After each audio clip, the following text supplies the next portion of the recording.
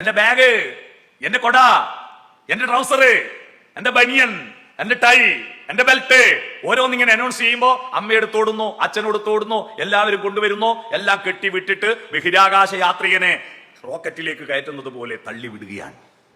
തെറ്റ്, 100% തെറ്റ്. അവനവന്റെ ബാഗും കൊടയും ബെൽറ്റും എവിടെ വെച്ചു അതെടുത്ത് ധരിക്കുവാൻ എല്ലാ കുട്ടികളും സ്വന്തമായി പ്രാപ്തി ഉണ്ടാക്കിയിട്ടില്ലെങ്കിൽ രക്ഷിതാക്കളെ നിങ്ങളൊരു പരാജയമാണ്.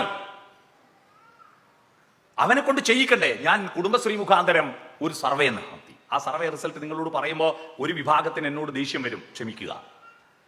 ആ സർവേ റിസൾട്ട് എന്താണെന്നറിയോ? കേരളത്തിലെ പുരുഷന്മാരിൽ 87% അവനവന്റെ അണ്ടർവെയർ അലക്കാത്തവരാണ്. ഈ സർവേ റിസൾട്ട് കിട്ടിയതാണ്. അവനവന്റെ അണ്ടർവെയർ പോലും അലക്കാൻ ഭാര്യയെയോ സഹോദരിയെയോ അമ്മയോ ഏൽപ്പിക്കുന്നവരാണ് കേരളത്തിൽ 87% പുരുഷന്മാരും.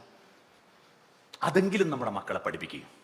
അവനവന്റെ അണ്ടർവെയർ അലക്കിയിടാൻ, അവനവൻ കഴിച്ച പാത്രം കഴുകാൻ പഠിപ്പിക്കേ. എന്തിന്? എല്ലാ കാലവും നിങ്ങളുണ്ടോ കൂടെ? അമ്മയും അച്ഛനും, ചില അമ്മയും അച്ഛനും വിചാരിക്കുന്നത് എല്ലാ കാലവും ഞാൻ ഇവന്റെ കൂടെ ഉണ്ടാവുന്ന. അവൻ പോകും. അവന്റെ ജീവിതത്തിലേക്ക് പോകുമ്പോ, അവിടെ എത്തുമ്പോ ഒന്നും ചെയ്യാൻ പറ്റാതെ ഇതികർത്തവ്യതാമൂഢനായി നിൽക്കുന്ന മക്കളെ നിങ്ങൾ സൃഷ്ടിക്കരുത് ദയവ് ചെയ്തിട്ട്.